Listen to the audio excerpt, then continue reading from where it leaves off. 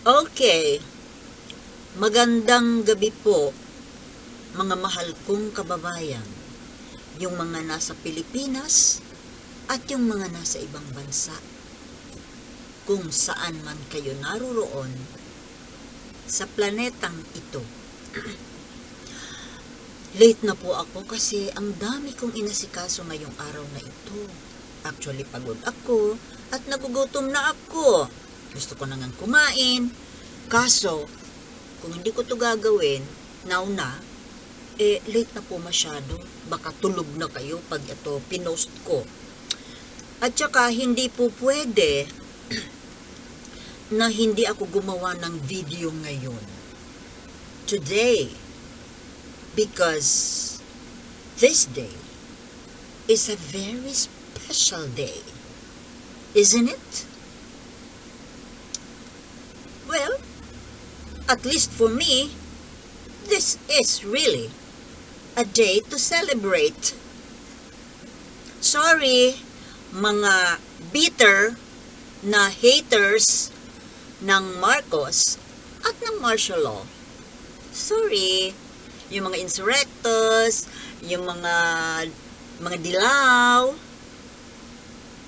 mga yellow journalists. Sorry po, pero talaga pong magkaiba tayo ng pananaw at paniniwala. Mayroon nga po dyan na isang paborito ko sana, ang galing-galing niyang journalist. Pinapalo ko siya. Kaso, ang hindi po kami magkasundo. Hindi ako approve sa ilan sa mga pananaw niya, ay lalo na po itong tungkol kay dating Pangulong Ferdinand Marcos Sr. and his martial law. Sayang, gustong-gusto ko pa naman siya panoorin, pero lalo pag ang topic niya is martial law, Marcos Sr., na talagang kitang-kita mo ang hatred sa kanyang, kahit na napakaamo ng mukha, very soft magsalita, uy, alam niya yan kung sino siya. Pero kahit nagaano ka kalambot, kalambing ng kanyang pagsasabi ng terms, ay nandoon pa rin yung tigas at hatred.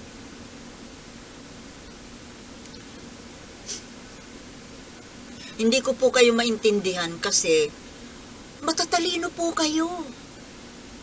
Ito nga sinasabi, tinutukoy ko na yellow journalist na ito. Actually, he is from a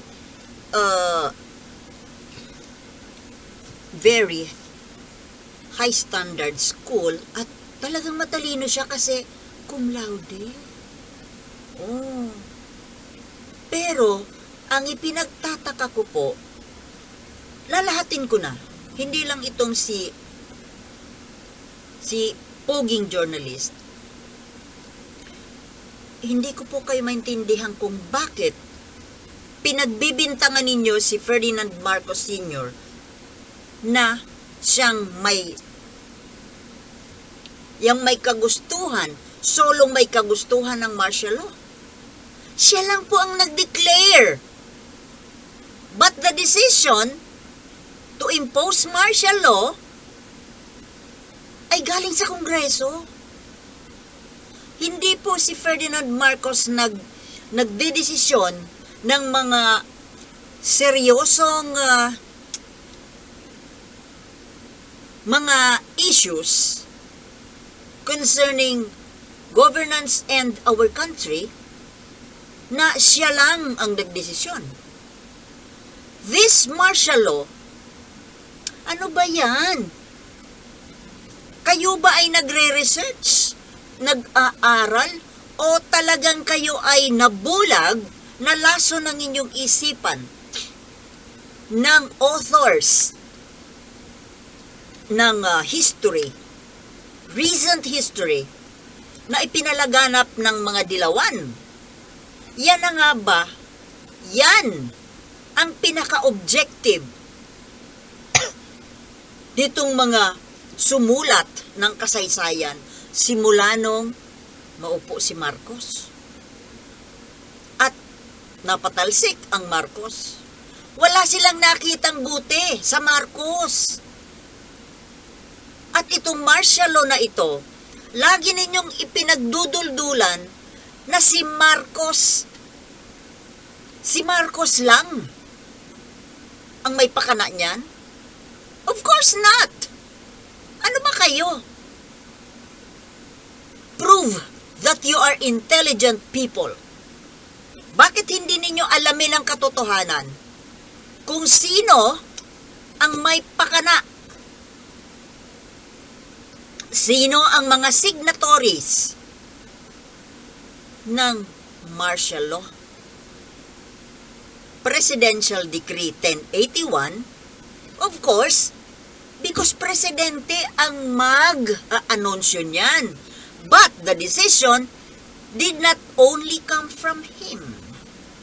Sabi ko na nga po sa inyo, hindi siya gumagawa ng solong decision because he was not and never was a dictator. He was never a dictator. That's a fact. And you say, facts first. Where is your facts first? Nasaan na yung facts na sinusundan mo? Facts first, di ba? Prove that facts is very important to you. Nalason ka nga siguro. Just like other kabataans, yung mga hindi ipinanganak, hindi na umabot doon sa martial law years. Bata ka pa kasi. Ni-research ko yung walang biography. Wala ako nakita. Kasi titingnan ko kung ilang taon ka na.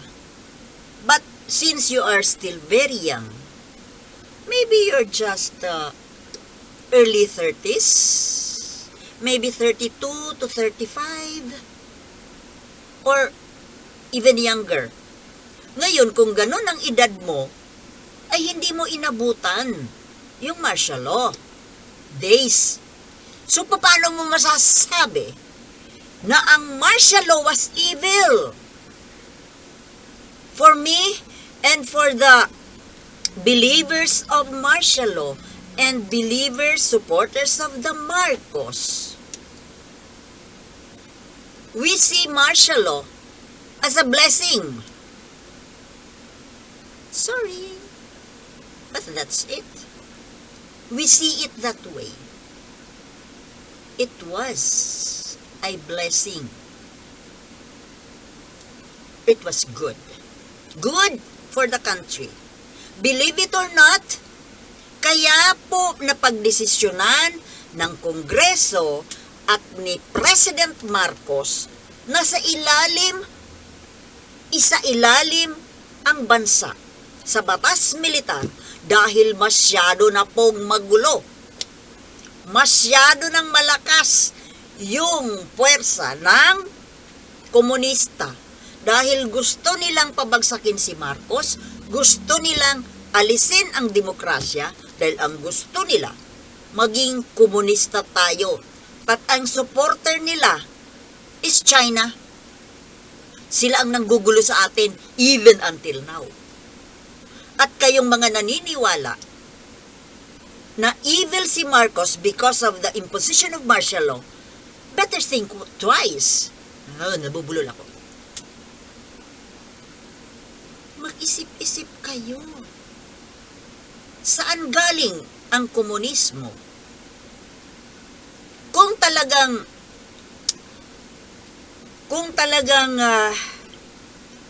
nawawala tuloy ako. Nawala. Nag-mental blackout na tuloy ako. Kung nasaksihan mo, ayun, bumalik. Namasyal yung neurons ko. Kung nasaksihan mo ang martial law years. Di sana hindi mo sinasabi na dark years, dark age, yung martial law years sa Philippine history. For me, for us, for the believers, it was the most peaceful. It was heavenly. Sorry. Kami kasi, hindi kami pasaway. Wala kaming balak.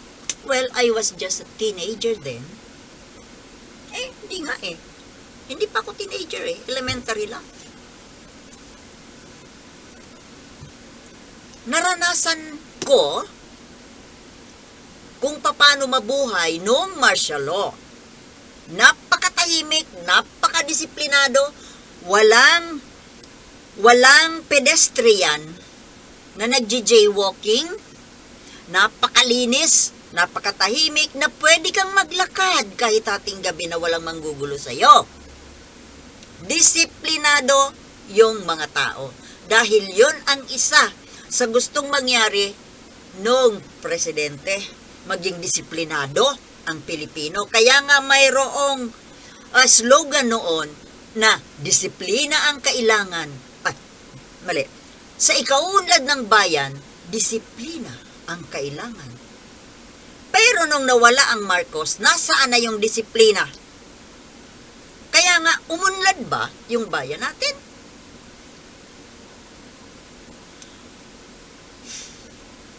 Yan po talaga ang obheto, ang objective noong mga sumulat ng kasaysayan tungkol sa diktadorya kuno.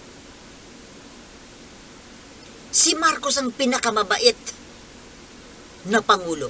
Bukod sa pinakamatalino, pinakamakabayan, pinakamabait, pinaka-reasonable. Sinasabi ninyo na maraming pinatay? Maraming pinatay. Sino yung mga pinatay? Sige nga, sino yung mga nagrereklamo na hanggang ngayon hindi pa makamove on? Hindi ninyo matanggap sa mga sarili ninyo na kayo ay mga pasaway, na gusto ninyong pataubin yung gobyerno para palitan ng komunista. Tama, hindi? Tapos ngayon hanggang ngayon naniningil pa kayo ng anong tawag doon? Yung sa bayaran kayo sa human rights violation? Pasaway kayo eh. Kung naging masunurin lang kayo sa gobyerno, kung naging matino kayo, hindi naman kayo huhulihin. At dahil po yung panghuhuli na yan sa inyo, wala namang inutos si Marcos na torturin kayo. At mas lalong hindi niya inutos na patayin kayo. Ang may kagagawan nun, yung inutusan niya, ba't hindi niya iniutos na ganun ang gawin sa inyo? Kaya huwag ninyong ibibintang doon sa Marcos. That is an injustice to the dead man na hindi naman niya ginawa. Ang sisihin nyo, si Enrile at si Ramos, dahil sila yung nagpatupad na even Ramos and Enrile maybe did not even instructed those subordinates nila na rapin kayo, torturin kayo. Hindi na po mawawala sa human nature po yan eh. Talagang mayroong pang-aabuso. At hindi na po yan na monitor ng Pangulo dahil mayroong inutos. Meron siyang inutusan na magmumonitor ng mga bagay-bagay. Alam nga naman na pati yung pagre-rape sa'yo, mabantayan niya. Marami siyang trabaho as president, di ba? Kaya nga mayroong delegation of duties. And that duty, yung pag-aresto sa inyo, pagdisiplina sa inyo, ay inilagay niya yon sa mga kamay ni Enrile at ni Ramos. Ramos. Buhay pa si Ramos, bakit hindi niyo siya tinanong kung ano talaga ang totoong nangyari? Alam niyo na siya yung chief of staff. Sila yung tagapagpatupad.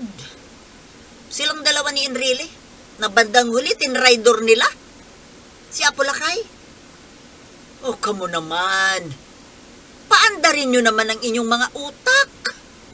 Matatalino kayo. Mas matalino pa kayo sa akin eh. Ako, I'm just below average. Hindi ako kasing talino ninyo. But common sense, logic. Wala kayong logic. Facts first, pero hindi naman kinikilala yung facts. Ang nakikita lang ninyo yung gusto ninyong makita, ang pinapaniwalaan ninyo ay yung gusto ninyong paniwalaan na isinaksak sa utak ninyo. Yung mga bata pa na hindi nakaranas ng martial law, pwede ba? Be fair naman. Mag-research kayo, alamin ninyo ang totoo. Alamin ninyo kung talagang ano ang totoong nangyari, kung sino ang may utos, kung sino ang may pakana ng mga sinasabi niyong pagkawala ng mga aktivista, yung mga komunista, yung mga na-recruit. Nagpa-recruit kayo eh. Ang gusto lang naman mangyari ni Marcos, disiplinahin kayo. Kaya kayo ikinulong para disiplinahin at ibalik yung mga utak ninyo sa normal. Dahil mga abnormal na kayo noon. Diba, Eta Rosales? Pwede ba? Move on ka na. Hindi mo tanungin ang sarili mo kung bakit ka hinuli. At kung na-torture ka, hindi yun inutos ni Marcos. Kaya pwede ba? Patahimikin ninyo si Marcos. Bakit hindi ninyo duldulin si Ramos? Hindi ninyo binanggit si Ramos, si Enrile. Si Enrile, ayan, siya na mismo nagsasalita sa ngayon na hindi totoo yung mga pinapaniwalaan ninyo. Nagtagumpay po ang dilawan sa paglason sa isipan ng kabataan na ngayon ito na kayo. Hanggang ngayon, nandiyan pa rin yung lason sa mga utak ninyo. Nagtagumpay ang dilawan. At gusto ninyo kasi silang magtagumpay. Bulag-bulagan kayo eh. Why not search for the truth? Ang pinapaniwalaan ninyo ay yung nabasa ninyo na inilagay sa mga textbook na sino ang, hindi man lang ba kayo nagtanong kung sino ang may gawa? Kung talagang matalino kayo, hanapin ninyo ang katotohanan. Don't be stupid. Stupid! Yung mga naniniwala na evil ang martial law, na evil si Ferdinand Marcos, are stupid. S-T-U-P-I-D. Stupid. Stupid kasi naniniwala sa sabi-sabi. Mag-research kayo. Buhay pa yung matatanda. Buhay pa kami na nakaranas ng martial law. Yung sinasabi ninyo na mga hinuli, mga tinorture, sila ay mga komunista na gustong pataubin ang gobyerno, na gusto nila tayo maging komunista, kagaya ng China, kagaya ng North Korea. Yun ba ang gusto ninyo maging bansa natin? Alam nyo, hanggat ganyan ang isip ninyo, yung mga taliwas na paniniwala ninyo, kontra sa martial law at sa Marcos, kayo ay makakomunista. Dahil kaya po, dineclare ang martial law para isuppress yung lumalakas na NPA, yung paglaganap ng komunismo. Hindi nyo kilala si Joma Sison? Inchik yun ah. Hindi naman Pilipino yun. At nautusan nyo ng China. Sirain ang bansa natin. Kaya kayong mga naniniwala, kayong mga nagsasabi na demonyo ang Marcos, na dark age yung martial law, kayo ay may utak komunista. Mga estupido. Siyempre, ang titigas ng ulo nyo eh. Why not search for the fact? Facts first! Diba? Patunayan mo namang matalino ka. Ako nga walang award sa nung estudyante ako. Nung elementary, salutatorian. But not, kumbaga, second place lang. So, hindi ako kagaya ng, I'm not a genius. Yung mga neurons ko nga, retarded hanggang kailan ba? Kailan lang ako nag-mature?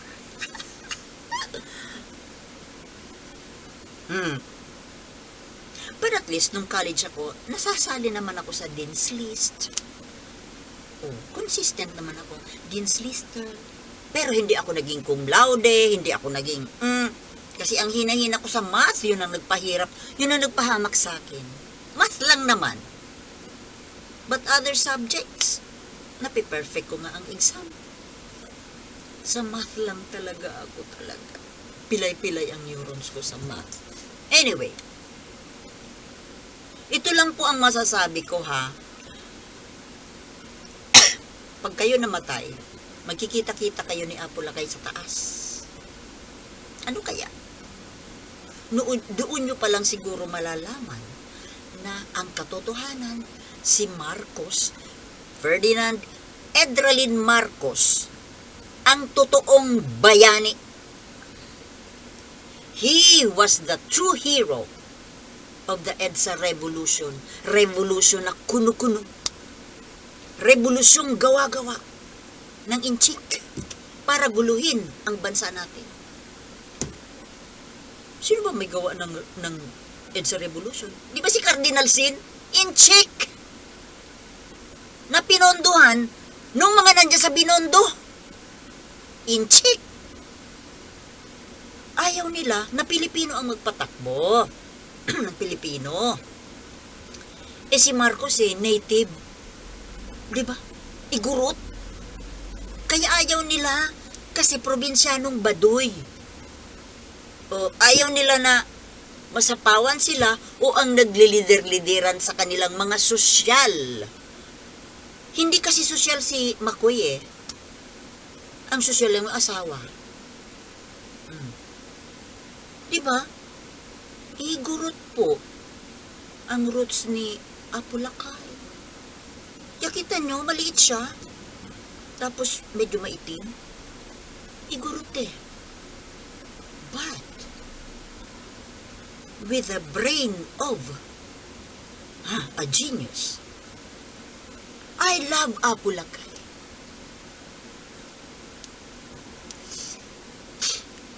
Tunay na ama ang turing ko sa kanya.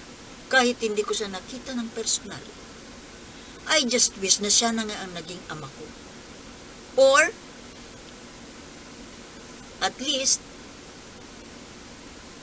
kung nagkurus man lang ang landas namin at humingi ako sa kanya ng tulong na papag-aralin ako, baka nakatulong din ako sa kanya.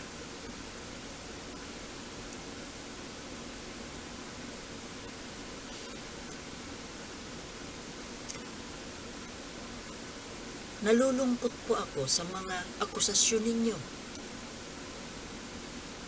kay Apo Lakay.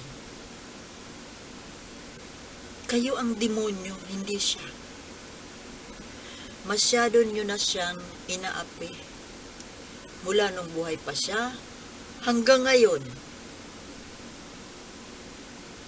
Siya yung bayani. Siya yung totoong nagmahal sa bansa natin.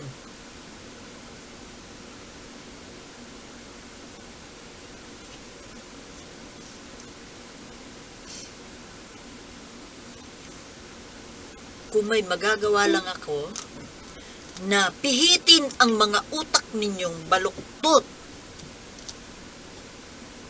Kaso, wala tayong magagawa sa mga utak na talagang nalason na, naturukan ng lason sa utak. Kaya yan ang nangyari sa'yo, ikaw na hinahangaan kong journalist.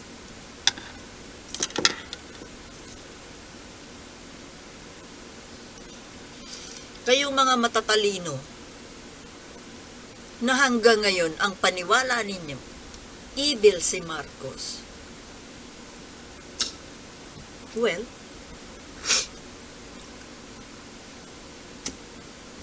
saan napunta ang talino ninyo? You are a bunch of stupid brains.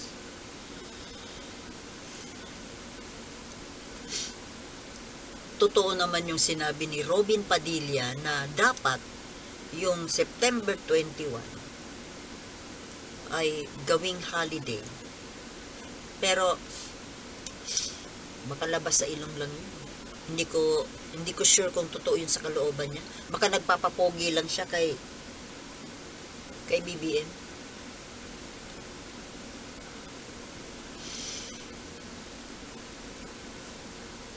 Nung pinatalsik si Apo Lakay, masyado akong nalungkot, nag-alala para sa bansa. Ano na kaya ako ang mangyayari sa bansa ngayon na nawala na yung totoong nagmamahal sa bayang ito? At yun nga, na-exile siya sa Hawaii at pilit pa rin niyang gustong makagawa ng kung paano siya makabalik para iligtas ang bansa natin. At siguro dahil sa sobrang stress, pagod, nagkasakit, at hanggang sa siya ay nawala. Yun po, yun talaga ang pinakamalungkot sa lahat. Yung siya ay namatay. May mga balibalita na kesyo buhay daw. Mga illusion. Sana nga. Pero kung buhay man siya, ilang taon na siya ngayon? 106.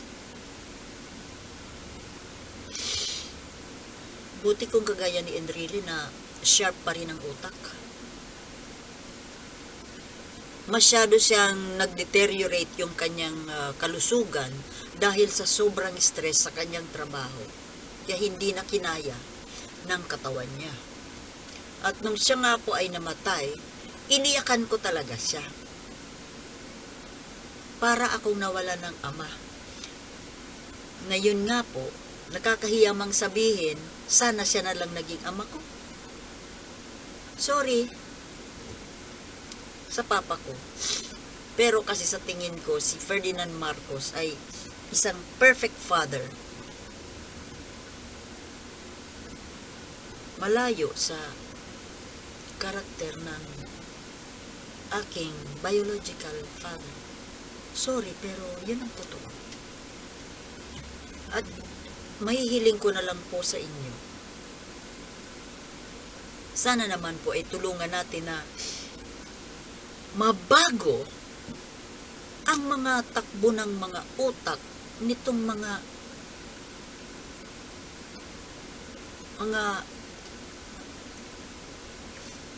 yellow minds. Hindi po masamang tao si Ferdinand Marcos.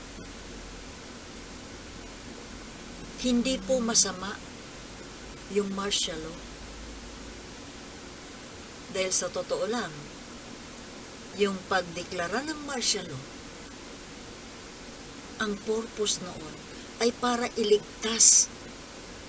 Kagaya ng sinabi ni Robin Padilla, iligtas. Totoo po yun. Iligtas yung bansa natin sa kamay ng komunista na noon ay sobrang malakas, na gustong pataubin, gustong i-assassinate si Marcos. At paano kung nangyari yon? O di komunista tayo ngayon? Gusto ninyo ng komunismo? Gusto niyo na kagaya tayo ng buhay natin, kagaya ng mga nasa North Korea? China? Buti-buti nga yung China kahit papano medyo may freedom konti. But not 100%.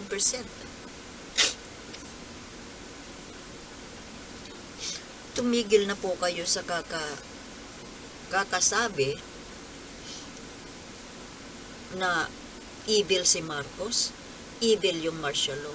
At kayo po na mga nabubuhay pa na kamo nakaranas ng torture, pagmamalabis noong mga panahong yon, bakit hindi ninyo i-assess ang mga sarili ninyo? Tanungin yung sarili ninyo, bakit kayo hinuli? Bakit kayo pinag-initan? Bakit kayo kinulong? Bakit? Alam ninyo yan sa mga sarili ninyo. Eta Rosales, alam mo kung bakit itong nanay ni Tom Araulio. Alam na alam ninyo kung ano ang ipinaglalaban ninyo. Pero kung tingnan ninyo ang mga sarili ninyo, kayo ay biktima. Ang totoo, si Ferdinand Marcos ngayon ang biktima. Binibiktima ninyo siya sa mga maling akusasyon.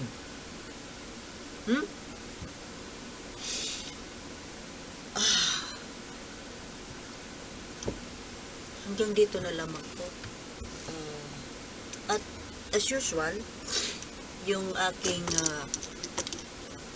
lesson for the day, syempre, September 21,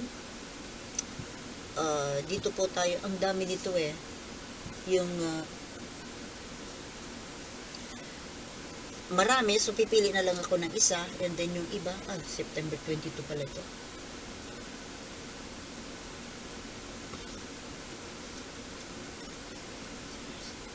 Ito na lang. Yung sa older history, So, September 21,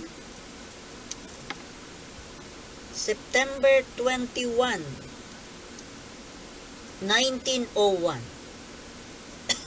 Ito po ang nangyari sa September 21 noong 1901. All Filipino prisoners in Guam except Apolinario Mabini, his brother Artemio Ricarte. Ay, kapatid pala ni Apolinario Mabini si Ricarte. Ba't magkaiba ng apelido? Or brother sa cause, sa pakikipaglaban. Di kaya? And Aquilino Randeza board the transport Warren and sail for Manila. Now, syempre, no need para tingnan ko. Ang pinaka-importante sa recent history ay yun nga pong pagdedeklara ng martial law. But actually, in actuality, yung martial law po talagang dineclare publicly September 23 na. Midnight of September 22. Pero ang kinikilala po natin ay September 21 kasi ang September 21 po, that was the day na pinirmahan ni Apo Lakay ng Pangulo yung Presidential Decree 1081. Pero hindi pa niya in-announce publicly. Medyo dinidelay pa niya. Siguro pinag-iisipan pa niya talaga kung talaga nga ba na i-declare niya. Kailangan ba talaga na i-declare? So, kaya pinalipas pa po pinalipas pa ang isa, 2 araw. No, 1 day lang. Kasi midnight of September 22. So that was September 21, 1972. Ito ko pong binasa kanina, 1901 po yun. Actually, mayroon pag isa. Alin kayo mong maganda dito?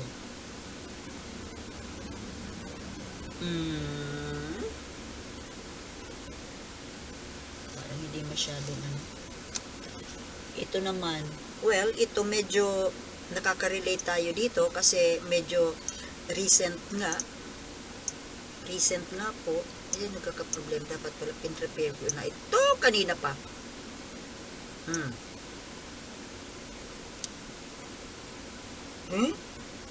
Bakit? Hala, ito talagang cellphone ko. Medyo nagkaka-problema po ako ngayon. Dapat mapalitan ko na siguro ito.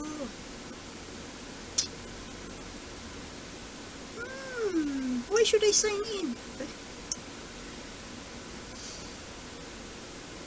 Di bali na anyway, yun na lang po yung September 21 na 1972 kasi ayaw magbukas. Now, dagdagan ko na lang po yung September 21, 1944. Siyempre makaka-relate tayo dito dahil recent history.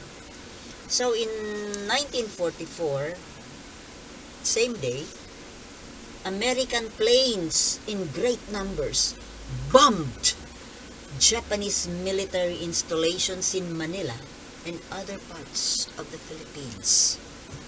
Yun lang po. So, medyo mahaba na po ito, kaya tapusin ko na. Maraming salamat po sa panunood at Happy Martial Law Day. Doon sa mga like-minded people. Sana nga kayo rin na mga unlike-minded, magising na po kayo sa katotohanan. Okay? So, thank you for watching and see you in my next vlog. Peace!